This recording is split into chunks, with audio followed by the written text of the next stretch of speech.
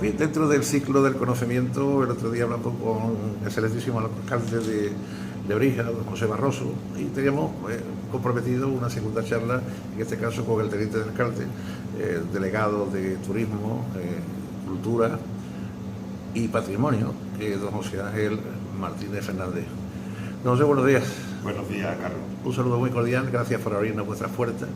Y háblanos un poco de la vorágine que ha habido y que está habiendo todavía con el ciclo del quinto centenario de Elio Antonio de Lebrija.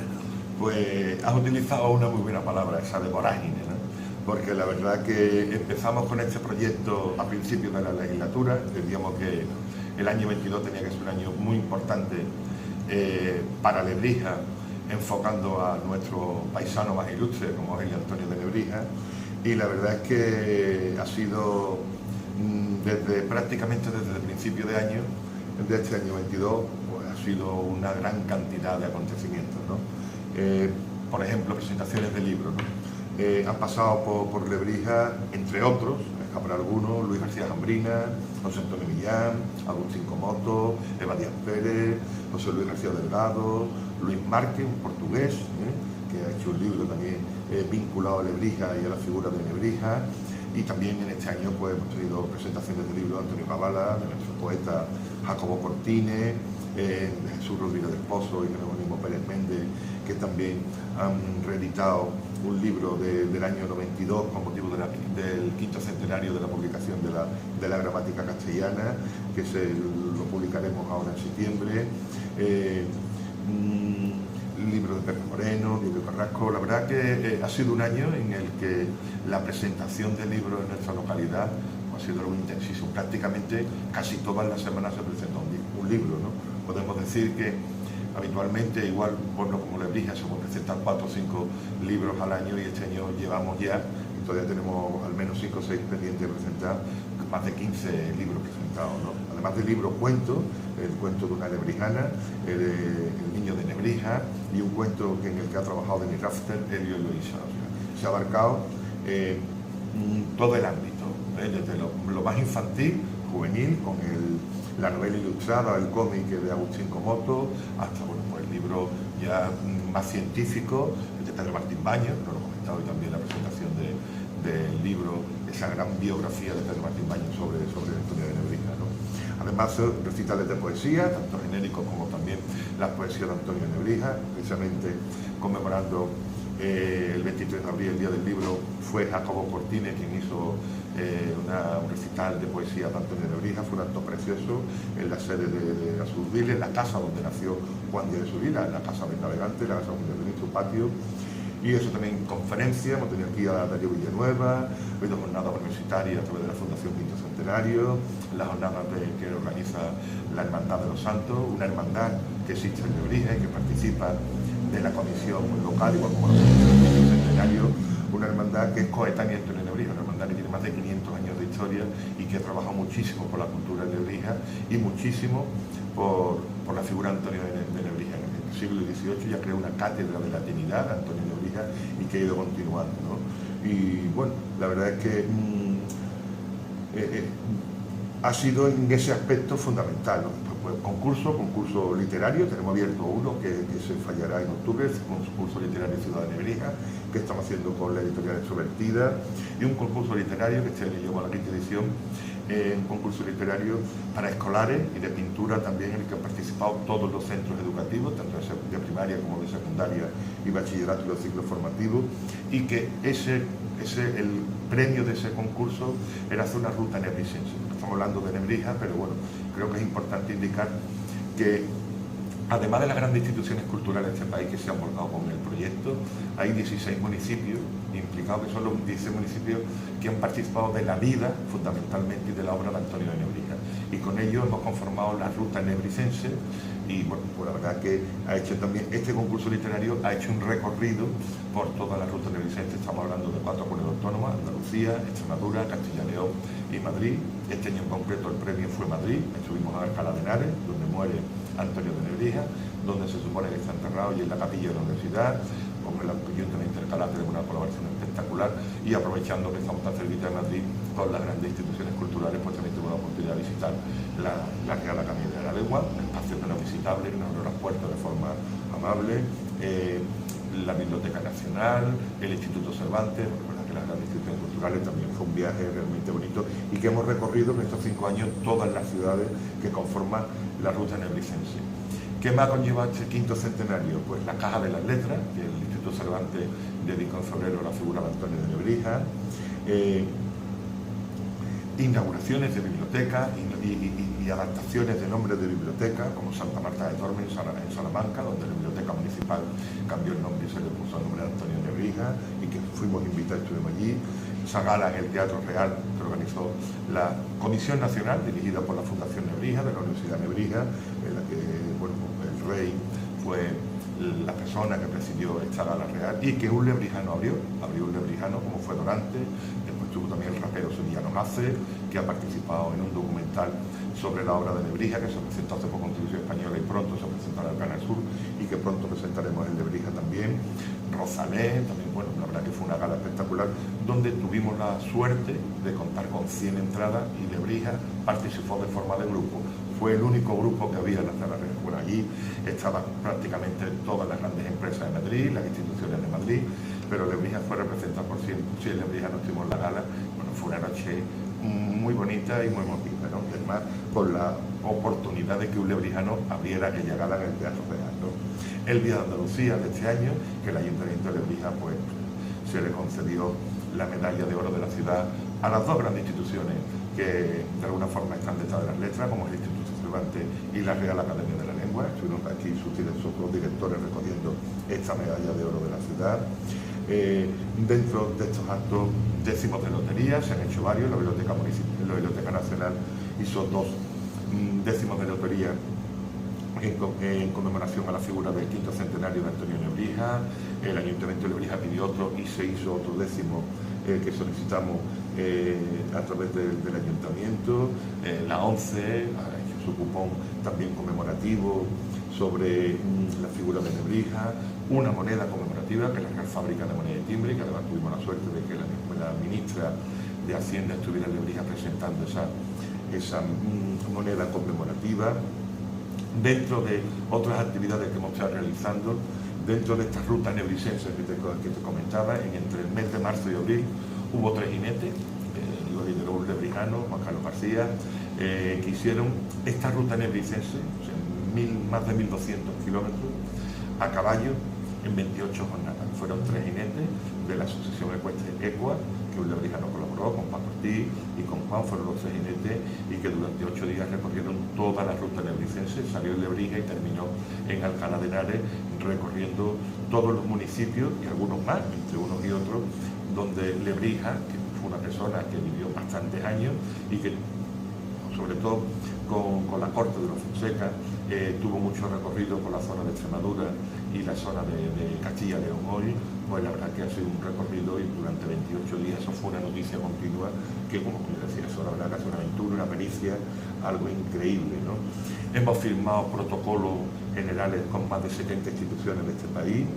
Hemos tenido cursos verano de la UNED, aquí este año en la UNED.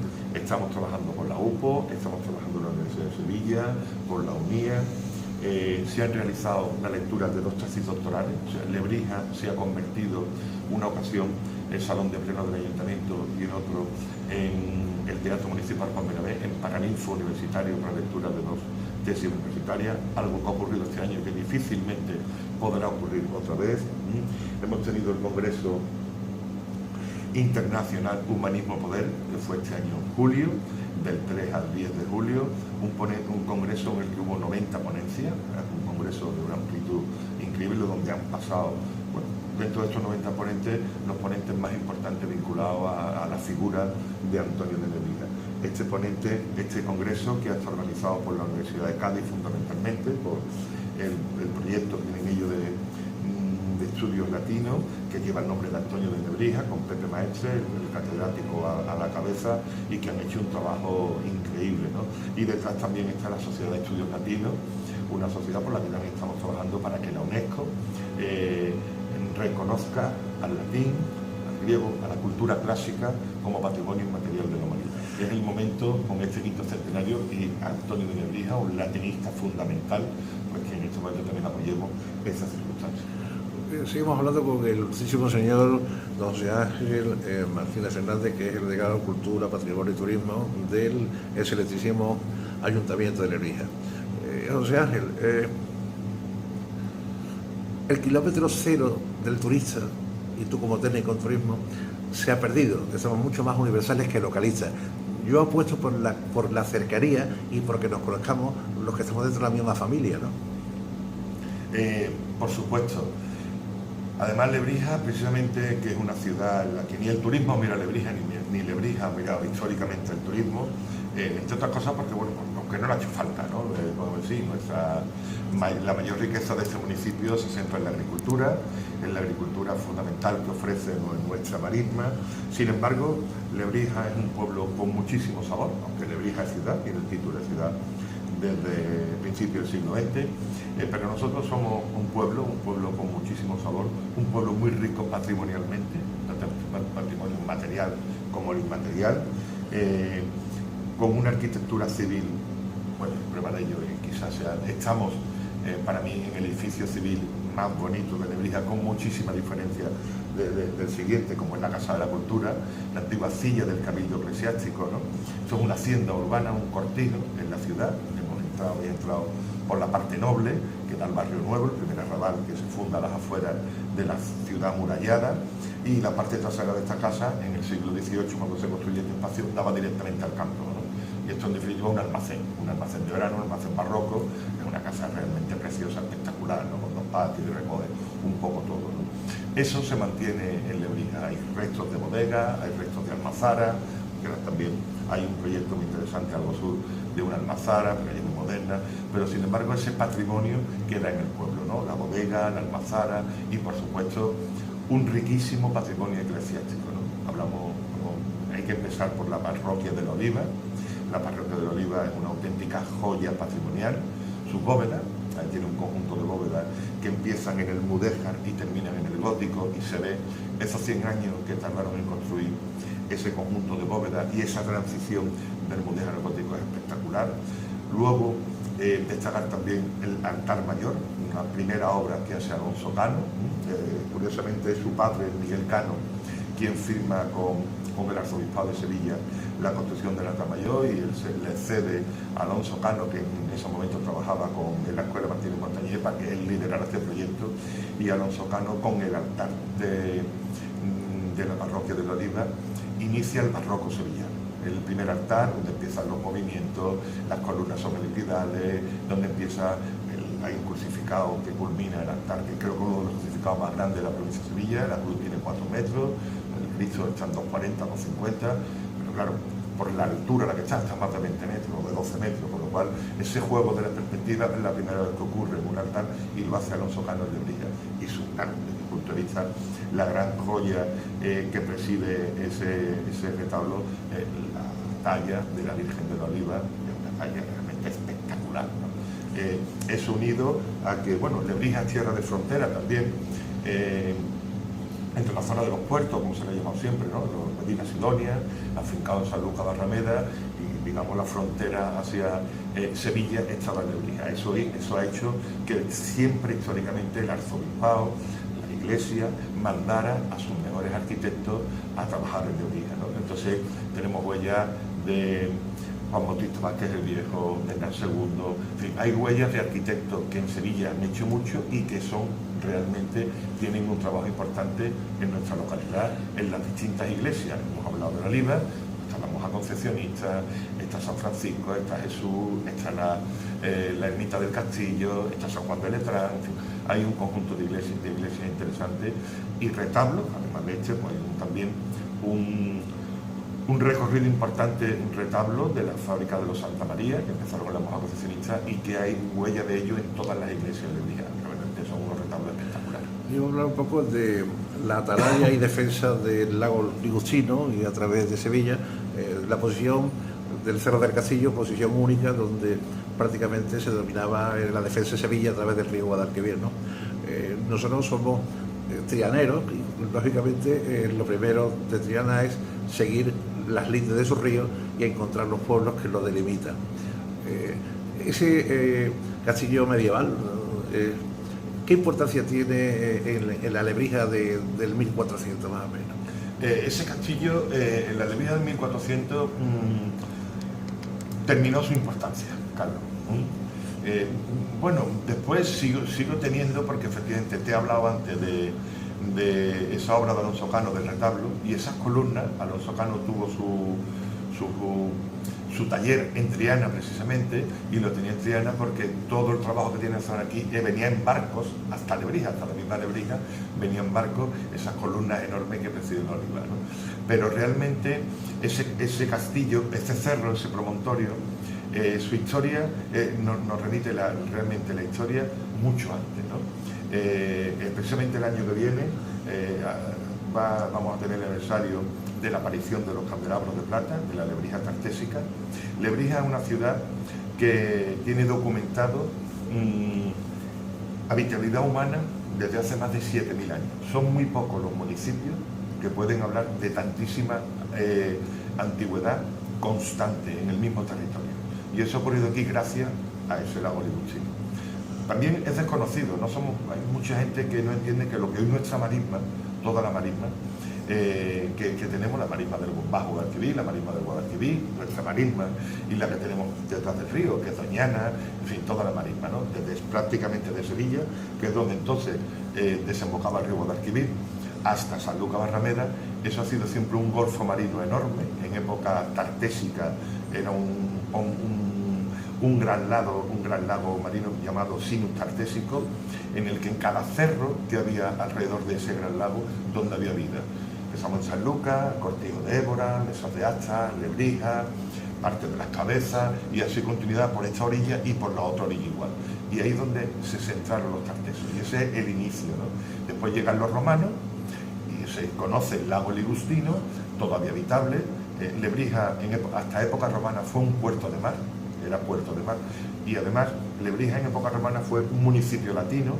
En Roma le concedió esa condición, tuvo una ceca propia, una cepa en la que se acuñaban dos monedas, y dos monedas que han aparecido prácticamente por todo el Mediterráneo. Eso nos indica que el comercio que había desde Lebrija, y aquí se embarcaba nuestra gran riqueza para los romanos, que teníamos nuestra campiña, fundamentalmente el trigo, o sea, el vino y el aceite, las grandes joyas, además de, bueno, lógicamente, todo lo que podía ser llevar de la zona más minera de la zona norte, se embarcaba en esta zona y de aquí españaba. Y esa moneda que aparece aquí, o sea, la importancia de Lebrija en época romana,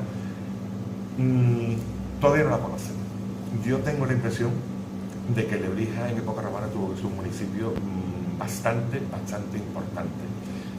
Tenemos unos restos que han aparecido de una domus romana que nos dan las características de que esta domus, una domus, la familia que vivía en esa domus tuvo que ser una familia bastante rica, hecho en el siglo I a.C.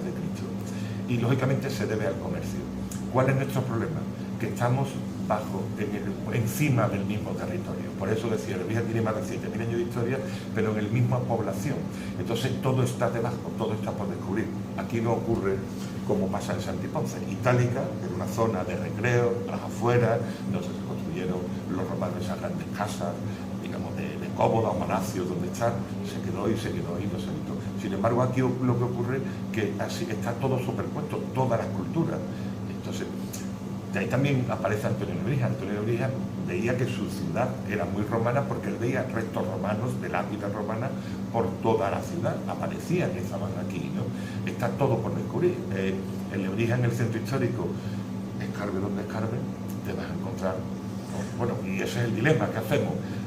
Nos vamos y descubrimos, o vivimos como seguimos viviendo. Lógicamente tenemos que seguir viviendo como seguimos viviendo, pero cuando aparece algo hay que aprovecharlo, hay que ponerlo, hay que documentarlo y conocer la historia de esta local. Y todo se debe a la ubicación respecto de ese lago Ligustino y al comercio que desde aquí se había, gracias a nuestro aceite, a nuestro vino, que es para ello importante, nuestra cerámica. También es importante indicar que un pueblo que tiene un barro tan maravilloso como el que tiene Lebrija, que es muy fresco, que es muy poroso, era un envase espectacular para los romanos, para llevar el vino, el aceite hacia Roma, ¿no?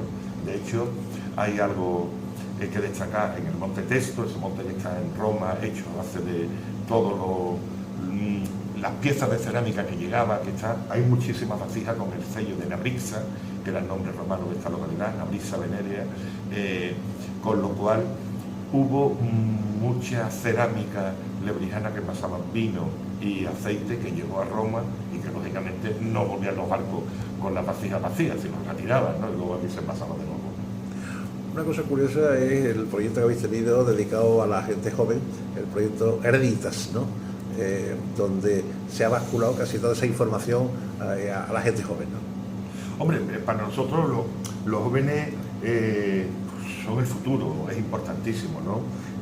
A través de los colegios, la verdad, y los institutos, que tenemos una relación importante, hay unas jornadas de patrimonio, salen a visitar nuestro patrimonio continuamente. De hecho, abrimos el año pasado un centro sobre el flamenco de Lebrija y en un año han pasado todos los escolares, estamos hablando de más de 2.500 escolares de nuestra localidad por ese espacio, todos ya conocen el centro del flamenco.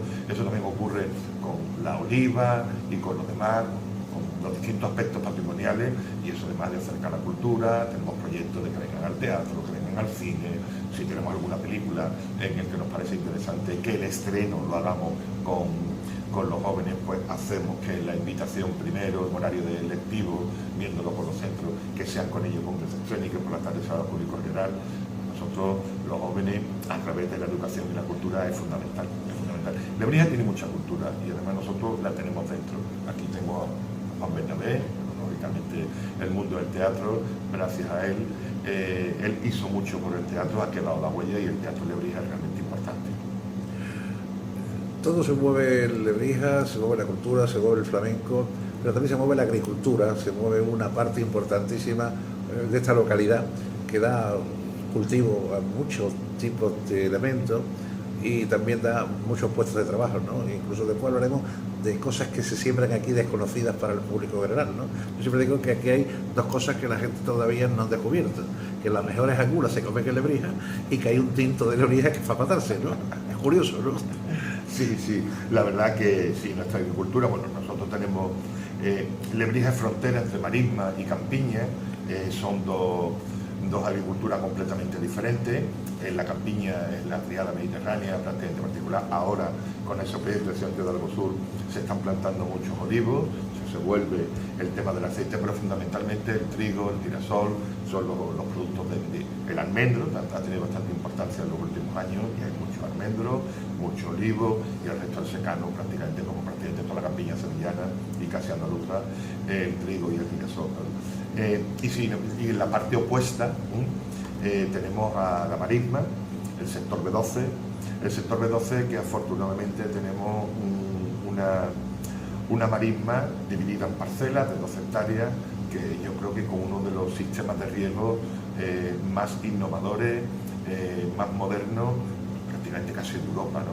Aquí una persona parcelista, como le llamamos, ¿no? Que tiene su propia parcela, y hay quien tiene más de una, controla el riego desde su móvil, o sea, algo inaudito.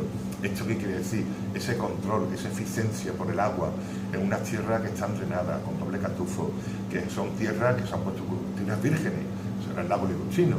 Esta es una obra inmensa que empieza a final del siglo XIX y que prácticamente al final de la dictadura se termina la obra en la zona nuestra, al principio de la democracia, cuando se divide esas tierras y se entregan en parcelas. Esas tierras que eran vírgenes, completamente vírgenes, que al principio pues eran tierras que prácticamente tenía muchas dudas la gente de cómo esas tierras van a ponerse en cultivo, hoy son unas tierras ricas, increíblemente ricas. Y con el sistema de riego, a través de las unidades regantes, ese embalse que está ahí, que permite que se pueda regar con precisión, por goteo, por aspersión. Ya aquí no se riega, difícilmente se riega a pie porque la falta de agua, ellos tienen una dotación de agua y con eso regulan el agua, y esa forma de filtrar y el cuidado el mismo que se le ha hecho durante estos últimos 40 años a las tierras son increíbles. O sea, por un ejemplo que lo dice todo, ¿no? El tomate industrial en Lebrija se cultiva este año, estamos desgraciadamente la sequía ha afectado y los cultivos de verano prácticamente no se han abierto. De hecho, la cooperativa de las marismas no ha abierto la fábrica de tomate, no ha podido plantar tomate porque no hay, pero en esta marisma, en una de estas parcelas, un año normal de producción buenecita, sin eso exagerado, de tomate agrícola, de tomate industrial, una hectárea suele estar en 120, 130 mil kilos, no estoy exagerando para nada, de tomate, ¿no? por hectárea. En la zona de Badajoz, me consta, están en torno a 60, 70 mil kilos por hectárea. O sea, casi duplica. Lo mismo ocurre en zonas del río Bapié, como ya Marismilla, el Trobás, San Leandro, toda la zona hacia allá, no el B12 que es el nuestro, sino ya las Cabezas, los Palacios, donde no hay este sistema de riego y ese sistema con tantísima innovación, tan moderno que existe aquí en el B12 de Lebrija, es que el resultado es algo espectacular. Eso ha hecho que el cultivo, que para nosotros ahora mismo era exótico, ¿no? Como el pimiento, antes lo normal era algodón, era remolacha y poco más, ¿no? Hoy la horticultura en Lebrija, el tomate es un cultivo fundamental, el pimiento está empezando a ser fundamental, pero se utiliza zanahoria, coliflores, una cantidad de cultivos, una huerta, sí. Son 1.200 hectáreas, está hablando de 10.000, 12.000 hectáreas en total, en parcelas, claro, también son parcelas pequeñitas. Que es la Ucrania de Sevilla, ¿no? Yo cuando ha habido estos problemas con el tema de Ucrania decía, madre mía de mi alma, si yo no soy agricultor, mi padre lo era, ¿no?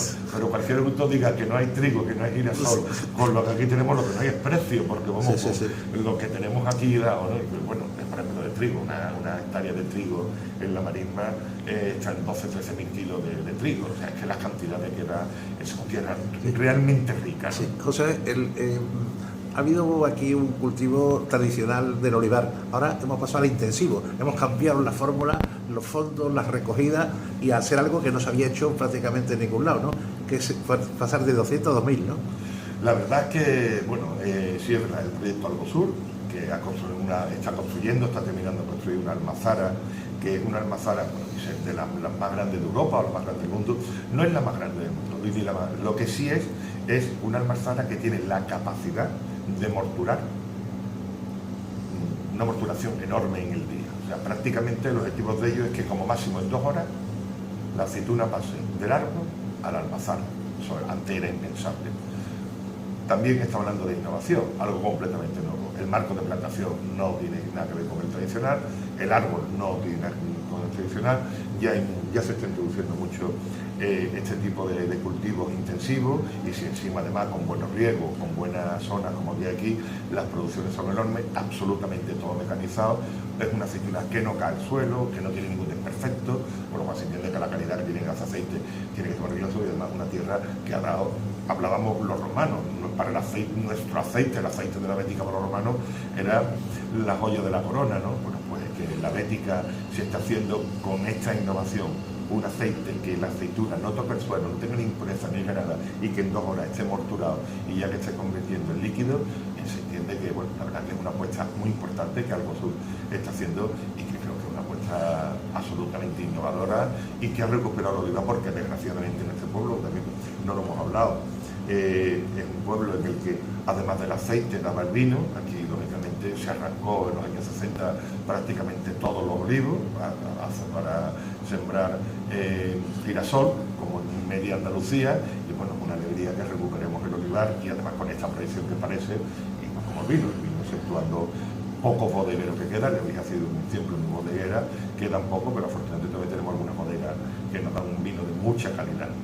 Bueno, porque parezca mentira, han pasado 30 minutos casi sin darnos cuenta, hablando de lo que es el prólogo de lo que será después el libro de conferencias y de encuentros que vamos a tener con Lebrija desde la TV de Triana. Agradecerle al ilustrísimo señor delegado de Patrimonio, Cultura y Turismo del Ayuntamiento de Lebrija, José Ángel Martínez Fernández, y después las últimas palabras suyas para invitarnos a que vengamos. Pues bueno, deciros que a la TV de Triana, a toda la gente que vean este vídeo, que vengan a Lebrija, que descubrirán un destino, que descubrirán una localidad que les va a sorprender. Creo que con eso lo digo todo. Lebrija les va a sorprender. Somos un pueblo conocido, porque es un pueblo rico, un pueblo conocido, prácticamente no hemos hablado de flamenco, realmente conocidos son nuestros flamencos en muchísimos aspectos, pero quien venga a Lebrija se va a sorprender sin ninguna duda por todo lo que este pueblo aporta con muchísimo sabor.